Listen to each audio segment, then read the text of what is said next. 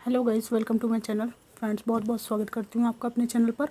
आज हम एक जनरल कलेक्टिव रीडिंग कर रहे हैं कि आपके जीवन में जो भी पर्सन रहे हैं, जिन्होंने भी आपको तकलीफ़ पहुँचाई है, उनका कर्मा क्या है। What's their karma for hurting you. General collective timeless reading है। देखते हैं क्या आता है। Divine ancestor, master, spirit guide, please messages को निकालने में मेरी हेल्प कीजिए। 6 of wands, queen of cups, ace of swords, 6 of cups, ace of pentacles, 8 of wands.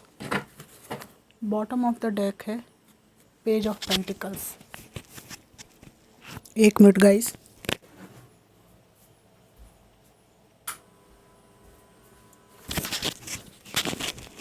What's their karma for hurting you.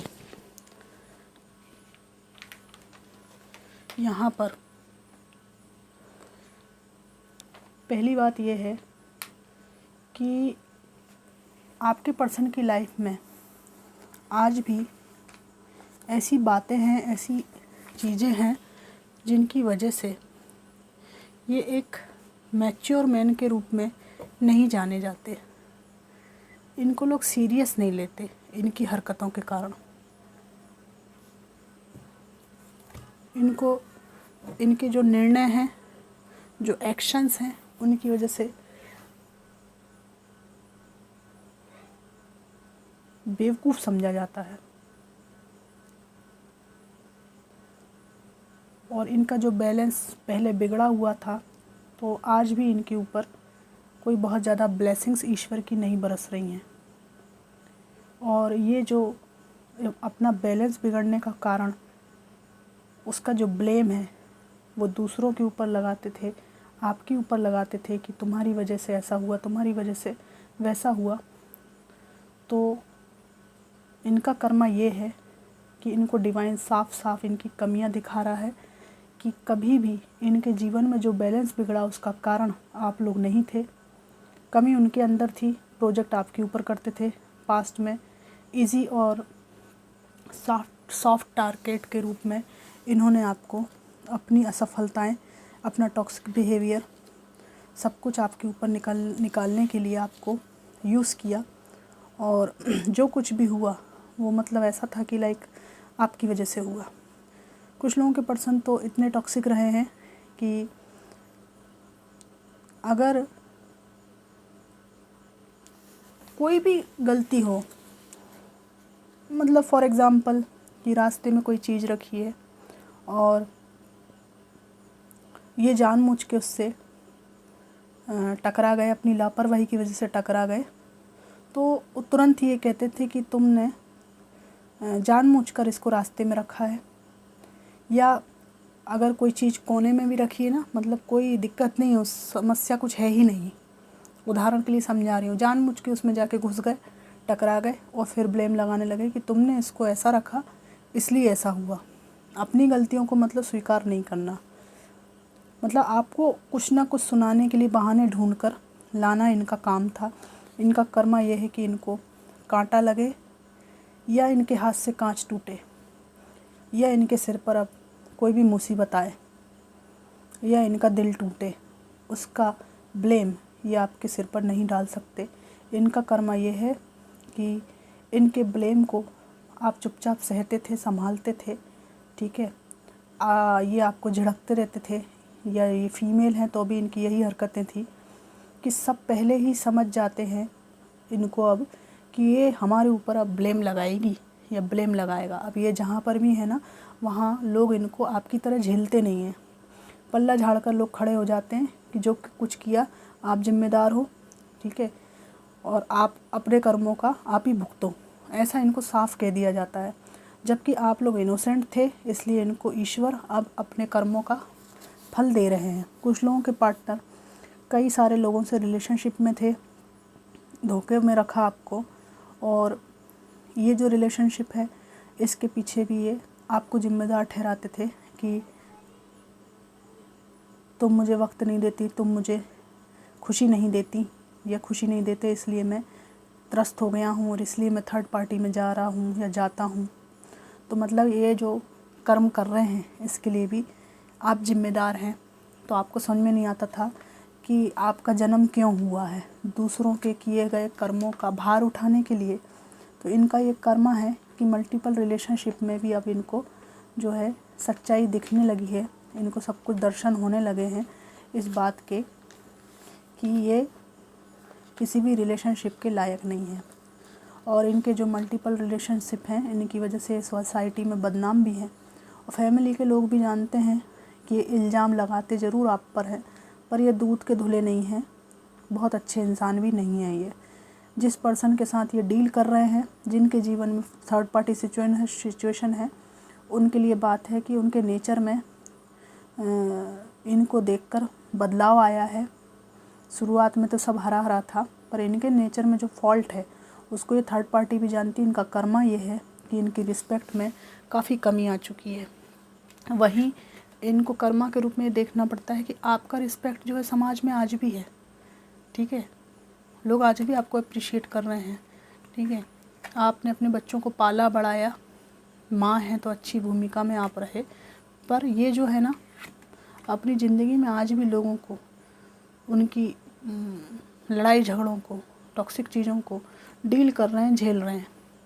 और आपकी याद इनको आती रहती है कि एज डिफरेंस, ठीक है, कल्चर डिफरेंस, अपब्रिंगिंग डिफरेंस के बाद भी आपने इनको बहुत झेला, बहुत निभाया। और यहाँ पर ऐसी स्थिति थी आपकी अलग होते टाइम कि आपके पास कुछ भी नहीं था, तनाव में थे आप, लेकिन आपने अपने जीवन को बनाने के लिए खुद ही अपने कंधों पर बीड़ा उठाया। इनका कर्मा यह है कि इनकी रिस्पेक्ट में काफ़ी गिरावट आई है और सबसे बड़ा एहसास इस व्यक्ति को ये हो चला है कि इनको लगता है कि इनका कोई इंतज़ार नहीं करता, कोई आंखें बिछाए हुए इनके लिए नहीं बैठा है जैसा कि आप करते थे। तो अब इनको आपकी याद आती है और इनका इंतज़ार जो है वो दम तोड़ता है कि सच्चे प्यार को ठुकरा कर अब इनको पता चला है कि क्या थे आप इनके जीवन में। आप जैसे इंसान को इन्होंने खो दिया अपना ईगो सेटिस्फाइड करने के लिए, और आपके जैसा बंदा या बंदी अब इनके पास कभी नहीं होगा। इनके फाइनेंस के लिए ये बहुत हार्ड वर्क करते हैं, लेकिन इनके जीवन में समस्या ये है कि कितना भी अपनी जान छिड़क कर रख दें, इनको अपने पार्टनर को कमा कर खिलाना है, सारे बर्डन्स झेलने हैं और पैसे का हिसाब देना है।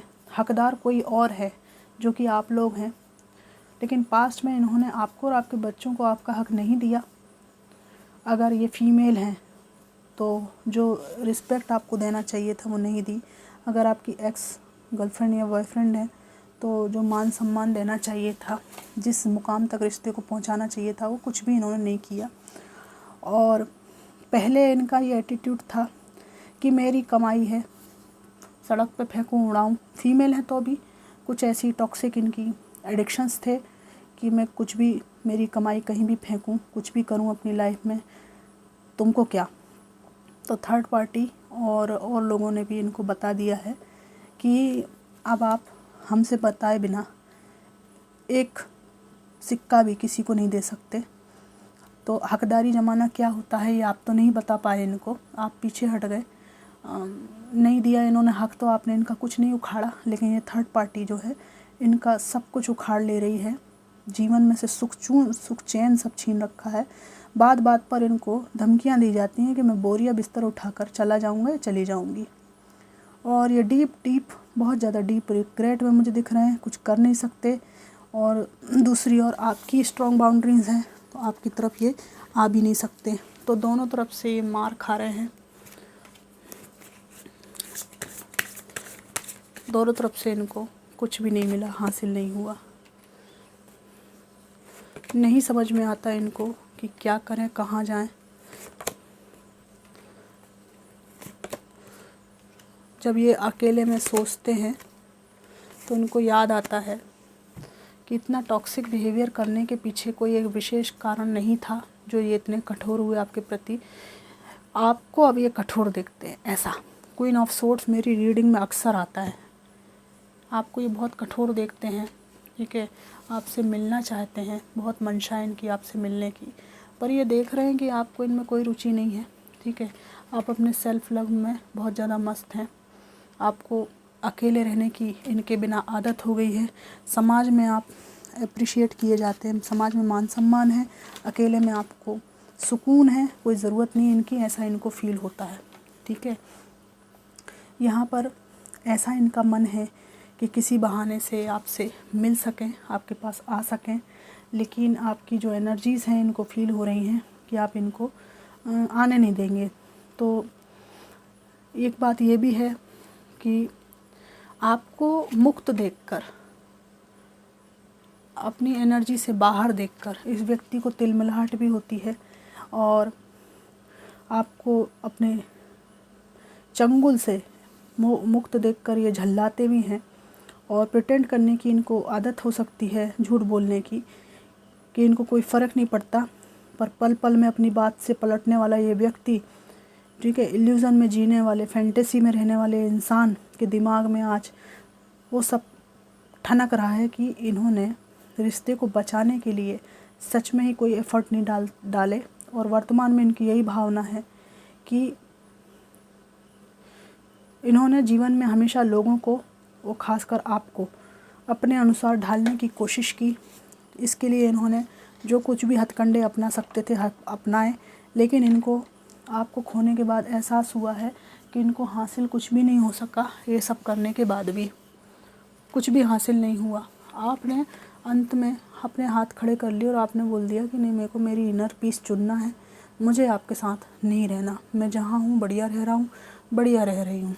आप में से कई लोगों ने इनसे अलग होने के बाद कुछ आध्यात्मिक अध्ययन करना शुरू किया है, ईश्वर को आपने भजना शुरू किया है, सिंगल एनर्जी में रहना आपको सुहाने लगा है, अच्छा लगने लगा है। तो इस व्यक्ति को ये एक बड़ा आश्चर्य है कि सिंगल एनर्जी में आप कैसे खुश रह सकते हो। इनके बिना जब आप एक कदम भी नहीं चल सकते थे, इनके पूछे बिना आप कुछ काम नहीं कर सकते थे, तो इनके बिना आप कैसे जी रहे हो। अगर फीमेल भी हैं तो ये बहुत डोमिनेटिंग रही हैं।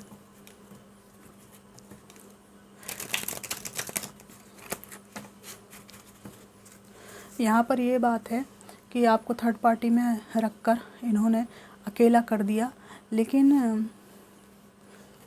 यहाँ पर इनको लगता था कि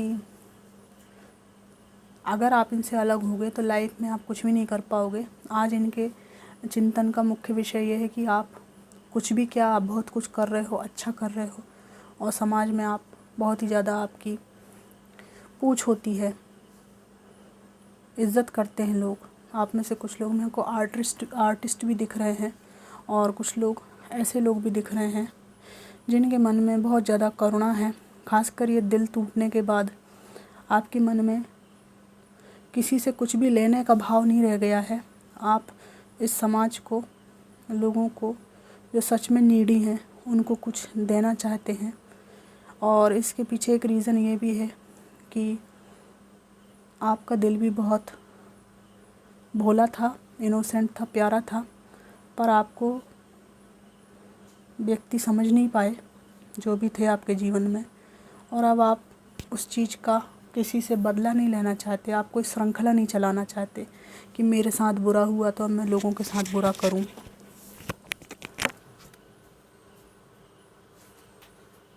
आपके मन में ये बात है, आप उल्टा सोचते हैं, दूसरी तरीके से सोचते हैं। आप ये सोचते हैं कि जो मुझे ना मिला, ठीक है, वो हृदय का प्रेम मैं दूसरी जगह बांटूं, ठीक है ना। क्योंकि अल्टीमेटली आपको ये समझ में आ गया है कि एक्चुअली आप में, आपके अंदर प्रेम है। आप पात्र ढूंढ रहे थे कि मेरे अंदर प्रेम है तो वैसा ही प्रेम दूसरे के पास में हो तभी मैं संतुष्ट होऊंगा, फुलफिल होऊंगा या होऊंगी।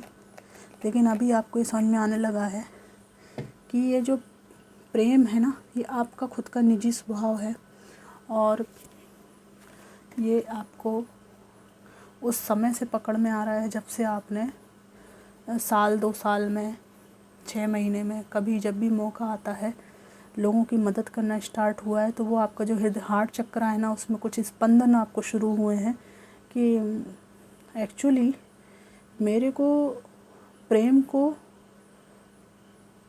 की स्थापना के लिए मैं किसी को ढूंढ रही हूँ, क्योंकि मुझे सुकून चाहिए।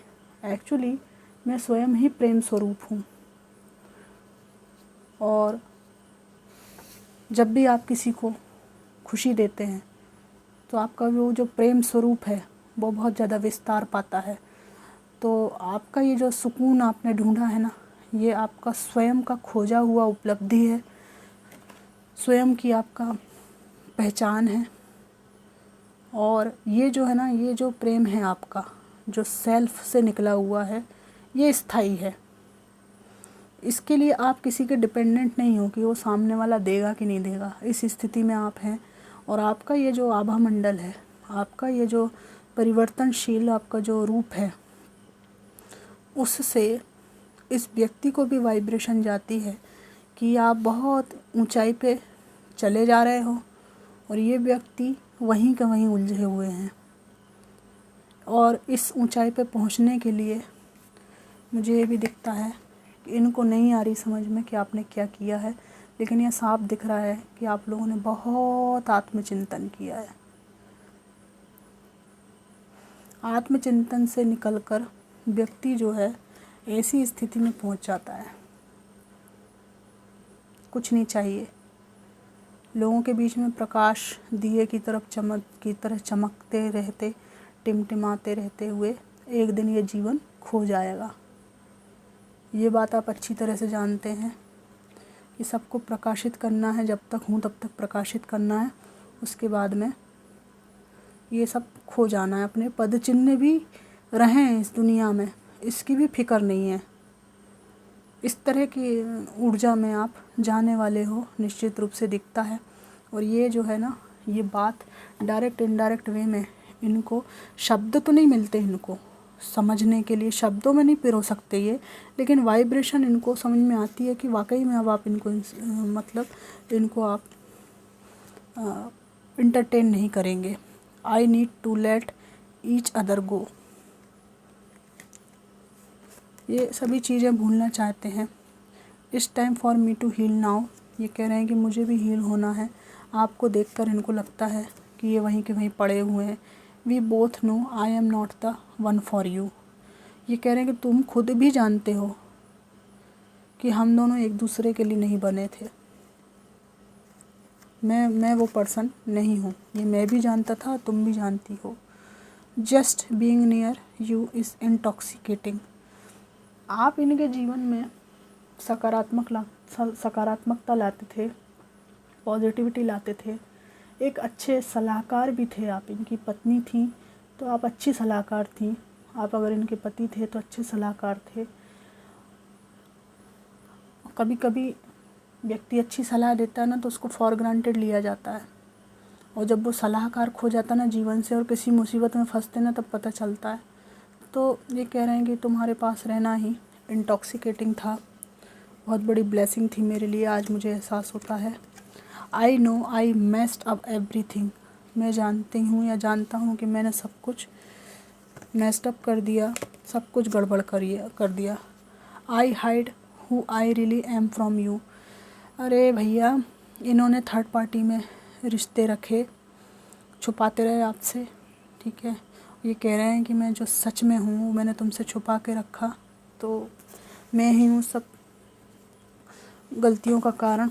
यहाँ पर परिवार में ही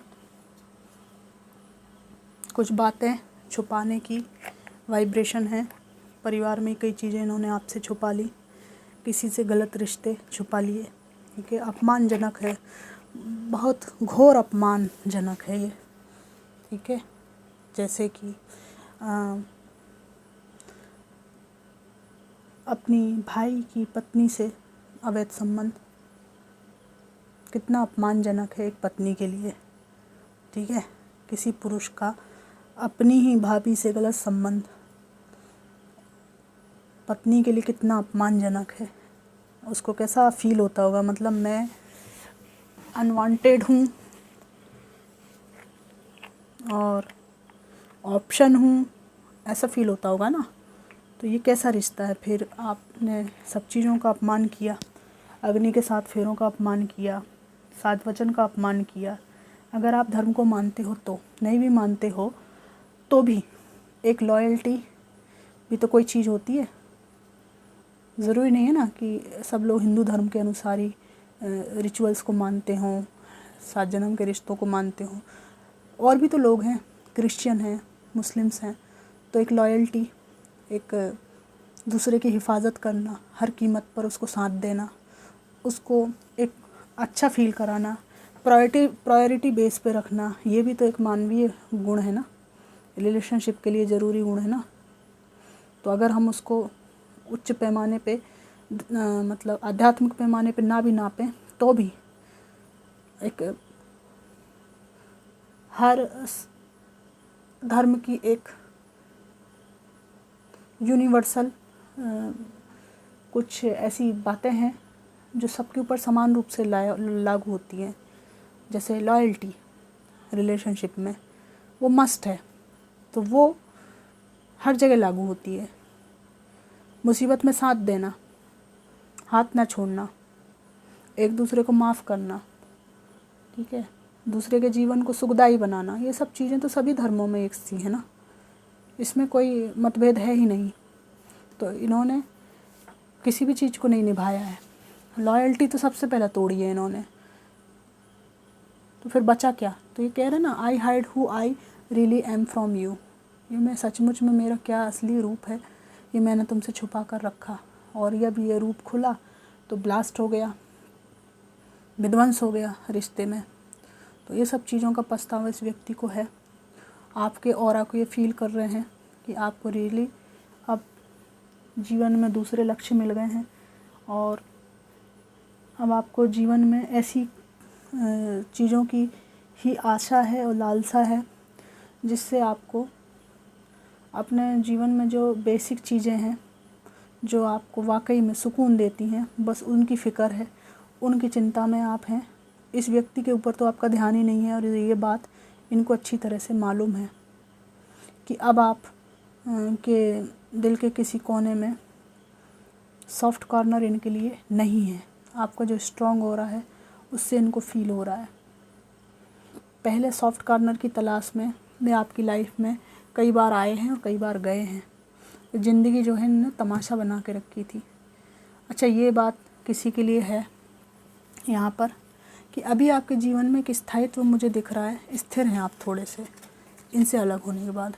स्थायित्व के बहुत सारे कार्ड हैं, लेकिन एक दौर ऐसा था ना कि आप इनके पास जाते थे सामान पैक करके दुनिया भर का, फिर लौट आते थे, ठीक है। पहले आपके हाथ पैर जोड़ते थे कि नहीं आओ रहो मेरे साथ में, मैं बढ़िया रहूँगा, ऐसा नहीं करूँगी, ऐसा नहीं करूँगा।